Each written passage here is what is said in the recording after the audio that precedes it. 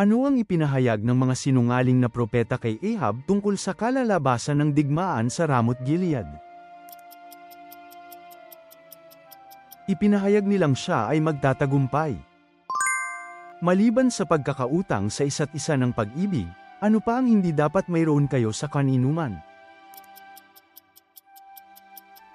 Huwag kayong magkautang ng anuman sa kaninuman.